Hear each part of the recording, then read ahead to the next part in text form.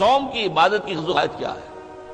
یا ایھا الذین آمنوا کتب علیکم الصیام کما کتب علی الذین من قبلکم لعلکم تتقون، اے ایمان والو تم پر بھی روزہ فرض کیا گیا ہے جیسے کہ تم سے پہلے لوگوں پر کیا گیا تھا تاکہ تمہارے اندر تقویٰ پیدا ہو جائے۔ تقویٰ کسے کہتے ہیں؟ لفظی معنی ہے بچنا، گناہ سے بچنا، حرام کام سے بچنا، حرام چیز کھانے سے بچنا، حرام خوری سے بچنا، حرام کاری سے بچنا، یہ بچنا۔ وقا یقی کے معنی ہے بچانا، وقنا عذاب النار، ہم دعا مانگتے ہیں اے اللہ ہمیں آگ کے عذاب سے بچا لے۔ تو وقا یقی بچانا، اتقا یتقی بچنا، خود بچنا، تاکہ تم بچ سکو، تمہارے اندر تقویٰ پیدا ہو جائے، تم اللہ کی نافرمانی سے بچو، گناہوں کے ارتکاب سے بچو، حرام خوری سے بچو، اس لیے تمہارے اوپر روزہ فرض کیا گیا۔ اب اس کی حکمت کو سمجھیے۔ دیکھیے ایک ہے ہماری خودی، ہماری انا۔ جب میں کہتا ہوں میں، تو میں سے مراد کیا ہے؟ یہ ہاتھ میرا ہے، یہ پاؤں میرے ہیں، یہ آنکھیں میری ہیں، یہ سر میرا ہے، یہ جسم، میں کون ہوں؟ میں کی حقیقت ذرا مختلف ہے، انا، خودی، سیلف۔ ایک ہے ہمارا حیوانی وجود، اس حیوانی وجود میں وہی سارے تقاضے موجود ہیں جو حیوانات کے اندر ہیں۔ ہر حیوان کھانا جو ہے اسے چاہیے، اور انسان کو بھی چاہیے۔ ہر حیوان میں نسل کشی کے لیے شہوت کا مادہ ہے، ہمارے اندر بھی ہے۔ ہر حیوان کو کوئی نہ کوئی گھونسلہ ہو، کوئی بھٹ ہو، کوئی جگہ چاہیے رہنے کے لیے، آرام کرنے کے لیے، ہمیں بھی چاہیے۔ تو حیوانی تقاضے جو ہمارے وجود کے اندر موجود ہیں، ان کے لیے کہا ہے، فرائیڈ نے لفظ استعمال کیا ایڈ یا لبیڈو۔ یہ ایڈ یا لبیڈو بہت منہ زور ہے۔ بھوک لگتی ہے تو انسان کہتا ہے کچھ بھی ملے کھانے کو، حلال ملے حرام ملے کھاؤ۔ شہوت کا جذبہ جب جاگ اٹھتا ہے، برانگیختہ ہو جاتا ہے، تو پھر وہ تو چاہتا ہے تسکین ہونی چاہیے میری شہوت کی، جائز ناجائز، حلال حرام، صحیح غلط سب چھوڑو اس کو۔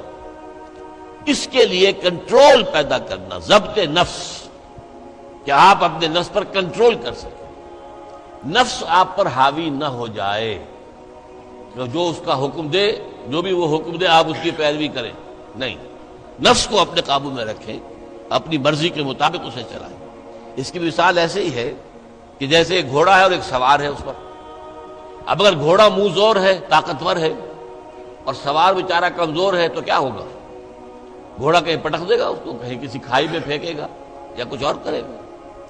لیکن اگر سوار بھی طاقتور ہے اور اس نے گھوڑے کو دبایا ہوا اپنے دونوں رانوں کے درمیان، گھوڑا محسوس کر رہا ہے کہ میرے اوپر جو بیٹھا ہے وہ جاندار ہے، تو پھر ظاہر بات ہے کہ اب یہ گھوڑا سوار کی مرضی کے مطابق چلے گا، ذرا سا اشارہ ہوگا ادھر مڑ جائے گا۔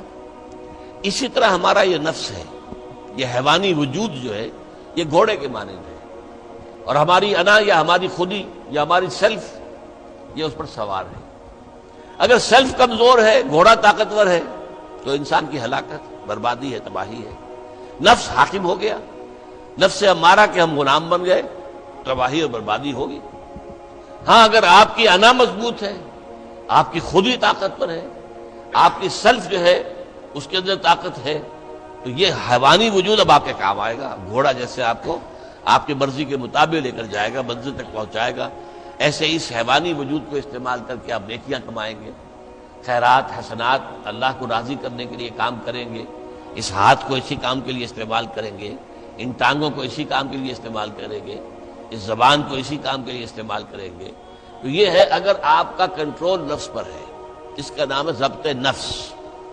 اور یہاں میں تھوڑا سا اشارہ کر دوں کہ ایک اور نفس بھی آتا ہے، نفس کشی، نفس کو مار دینا۔ انگریزی میں اس کے لیے لفظ ہے سیلف اینیہیلیشن۔ ایک ضبط نفس ہے، سیلف کنٹرول، ایک نفس کشی ہے، سیلف اینیہیلیشن۔ یہ سیلف اینیہیلیشن اسلام میں پسندیدہ نہیں ہے۔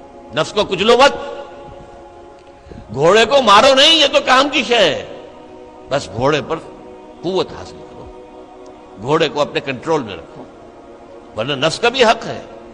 گھوڑے کو بھی دانا پانی ڈالتے ہو کہ نہیں؟